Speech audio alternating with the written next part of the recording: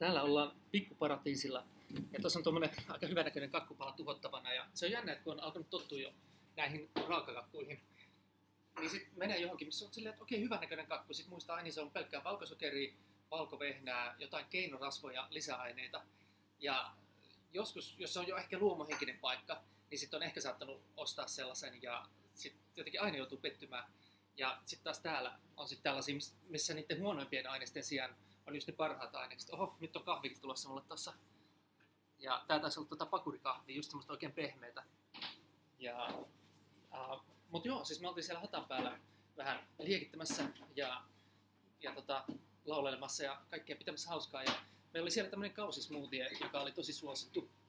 Et siinä oli, siis se oli raparperipohjainen, mutta kun raparperissa on paljon sitä oksaalihappoa, yleensä kun luonnonaineiden kanssa pelataan, niissä on paljon enemmän ravinteita, ne paljon paremmin sulaa, ne toimii meille paremmin, mutta niissä on myös usein jotain antiravinteita.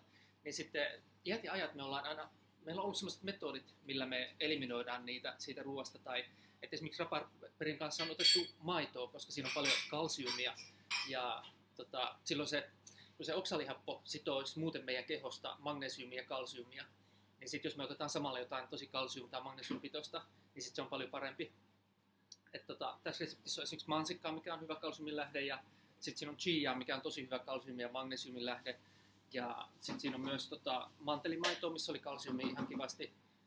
Ja sitten jos mietitään just, että tämäkin resepti, mikä tässä on, niin heti osuu silmään, että siinä on hyviä rasvoja, siinä on hyvää makeutta, sitten siinä on happamuutta esimerkiksi just mansikasta ja raparperistä, ja sitten siinä on ripaus suolaa,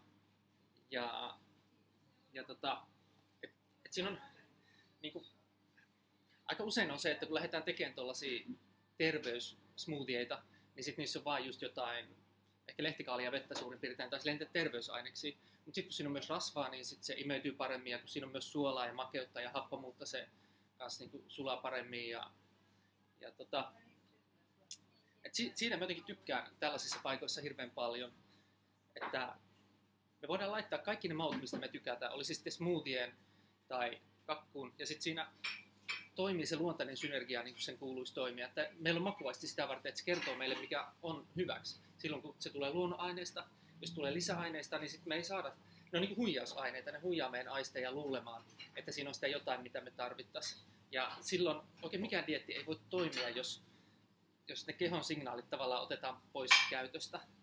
Ja sitten taas tällaisessa paikassa mä tykkään hengailla paljon, koska täällä voi herkutella just sitä, mitä tekee mieli ja mitä haluaa. Ja silloin se yleensä lähtökohtaisesti on niin kuin vähintäänkin sinne päin, että mitä se keho oikeasti sillä hetkellä tarvii. Ja esimerkiksi mitkä maut sopii yhteen, niin siinä on oikeasti ihan pointtia sen koko sen ruoansulatuksen kannalta, että homma toimii paremmin. Ja nyt alkaa video olla lopuillaan, niin tulee se kaikkein hauskin vaihe. Eli oikeasti, niin kuin, että tällaisia saa syödä. Tällaisilla saa herkutella. Ja siinä on vähän jotain ruusulehtiä, kuivattuja ruusulehtiä, niitä voi syödä. Ja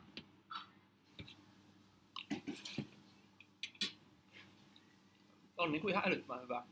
Joku vadelma valkosuklaakakku. Pelkästään hyviä aineksia. Ei mitään luonnotonta, ei mitään raffinoitua. Ja sitten tosi hyvä kahvi sen kanssa.